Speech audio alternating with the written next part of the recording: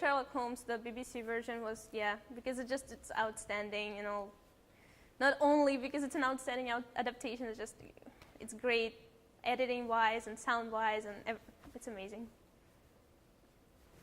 How did you choose people in focus groups, and what were those people all kids, or were there some adults? So I actually, I just posted in the class group if anyone could come. And my brother also brought his TV production class to the library. It wasn't the library. And so I had it was seniors, juniors, and as well as 2 of the TV production teachers. So it was like kind of different age group.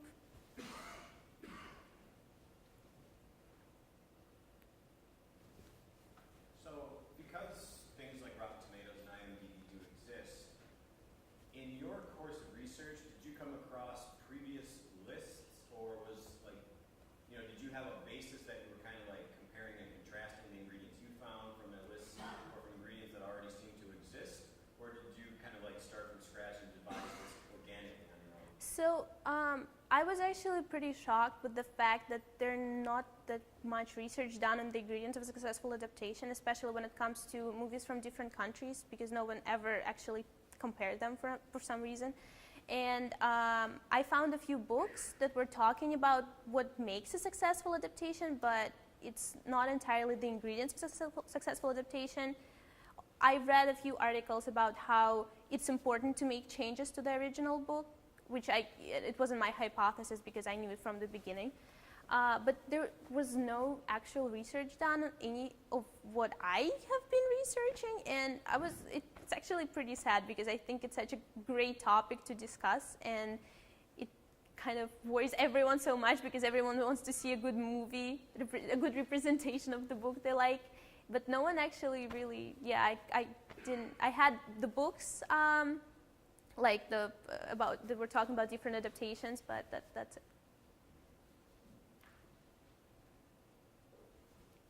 Did you focus on filming techniques only, or translations as well? In my adaptation? In the research. Oh, so I mostly, because it was there were a lot to write about because there were 9 movies and 3 books. So I was mostly focusing on the acting, directing, sometimes a little bit sound, a little bit of everything kind of, but yeah, mostly directing because I really wanted to focus on editing too, but it was too much to handle.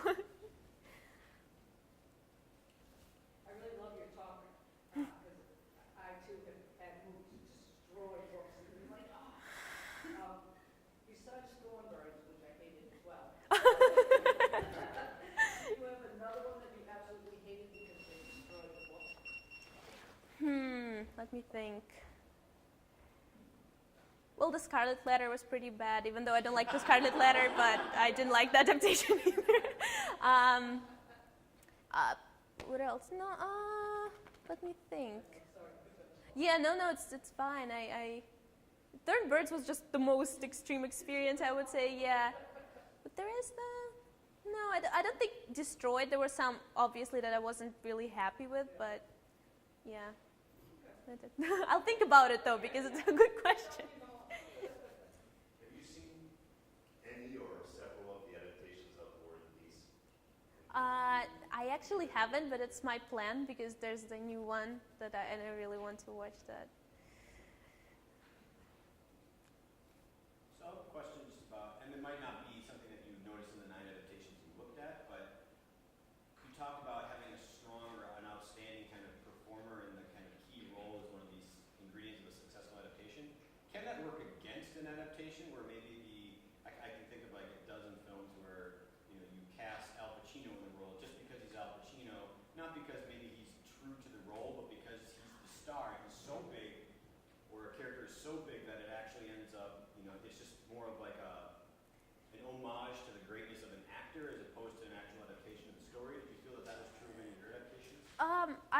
I actually, because the adaptations I have watched, they're not very popular, so I didn't really face the problem where the actor was just chosen because it's a great actor. But when I'm talking about an outstanding actor, it has to be an outstanding actor that fits for this role, for this character, because otherwise it's not, it's just weird. It's not right. It shouldn't be like that. You just choosing the actor just because choosing an actor for a role just because he's a great actor is not how the casting is supposed to be done. Were you able to see a television series version of The Thornbirds? It was a huge success. Richard Chamberlain at the time was everybody's want to die for the hero. And it never read the book, but it sure did change a lot of people about going out to get the book. Did you ever take a look at TV versions of it? Yeah, I looked at this one, and it's actually the one I was talking about, and I know that it's been a success, but because I've been such a fan of the book, and I think the book is extremely honest and deep with old, and the adaptation turned it into something that is not. So maybe for those who haven't read the book, the adaptation was good, because that's exactly what I was talking about, focus group, because the people are not biased by the fact that they haven't read the book yet. But for me, when I read the book and I was so extremely passionate, like I just fell in love with the characters, I fell in love with everything, and then I watched the adaptation that seemed really shallow to me, I was disappointed with that.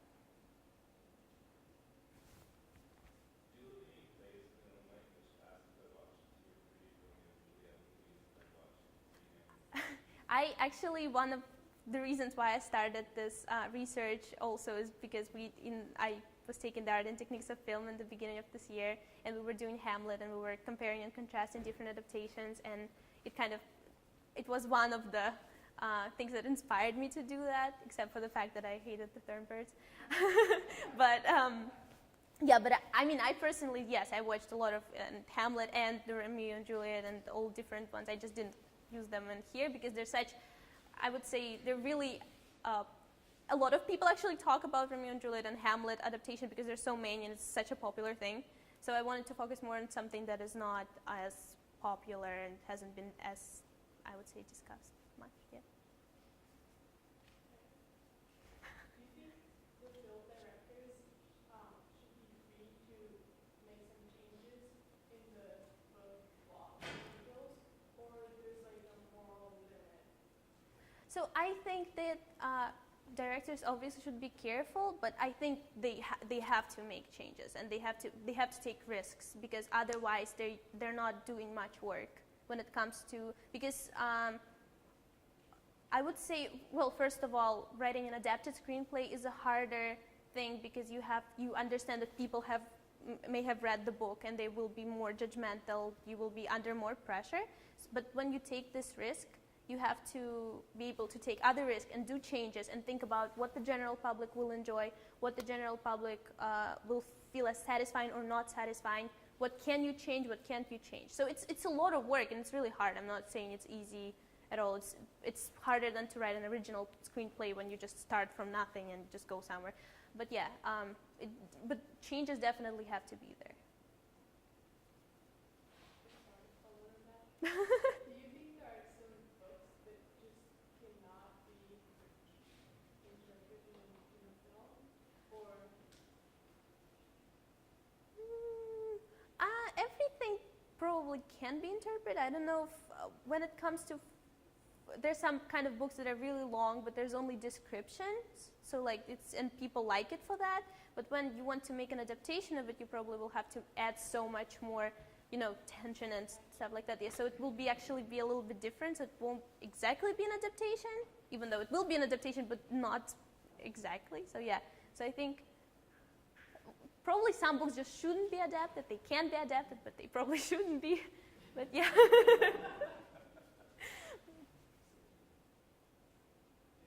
Thank you.